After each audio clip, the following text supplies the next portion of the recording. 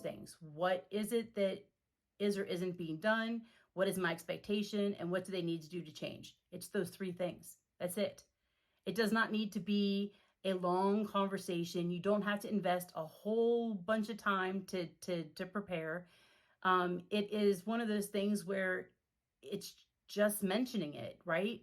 And it's all about how you frame things and how you approach things with the employee that matters. If you go storming up to Molly with steam coming out of your ear, stomping your feet and screaming her name, being condescending, rude, and mean, yeah, probably not going to be the best conversation or get the most, positive action out of that conversation either. So there's really no reason to ever act like that and, put your temper tantrums to bed. That's no good. Now, on the flip side, it's also not good to be overly warm and fuzzy and, oh, Molly, you're my BFF. Where are you? Yeah, we don't need that either. If you need to have a conversation with an employee about accountability, it needs to be clear. You need to land the message. And if you infuse a whole bunch of positive comments or thoughts or whatever, then they may walk away thinking, oh, I'm really good. There's just that one little thing they mentioned, but I'm really good. And then when you have to bring it up again a couple months down the road, they're going to be confused and upset because, well, I didn't think I was having that big of a problem. You said all those nice things back a couple months ago, right? They may not even remember the one negative if you sandwich it in there good enough. So make sure that the message is clear, and leave the warm and fuzzies for something else. Okay? Land that message. The conversation with the employee really is simple, and it's almost a formula of sorts. Molly, I have an item I need you to work on. The widget process changed and you're still doing it the old way.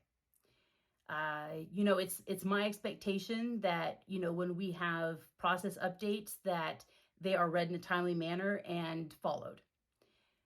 Can you help me understand why you're still following that old process? That's it. It's acknowledging, I have something that I need you to work on. Here's what it is.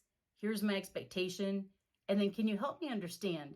And the reason I put that in there is because we're assuming that they're doing this maliciously or just on purpose or because they were lazy or because they're not keeping up on something, right? Nothing good was in our assumption.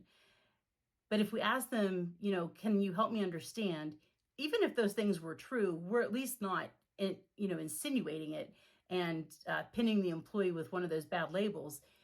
But we're giving them an opportunity to tell us, what it is. And maybe Molly comes back with, yeah, you know what, I'm really sorry. That was, I just haven't been able to find a way to get to those new updates in a timely manner. And, I've missed a couple actually, but I've thought about this and, I think I've found a way to make sure that I don't miss these and then I won't be late, implementing them going forward.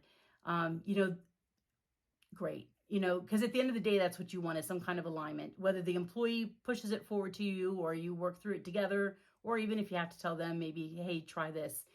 It's getting some kind of, next step aligned and then getting their commitment that they're going to change. And that really is just a quick conversation, right? That's all that was. And it's really from the spirit of, I don't want you to fail. I don't want you to look like an idiot in front of your peers. I don't want you to get in trouble.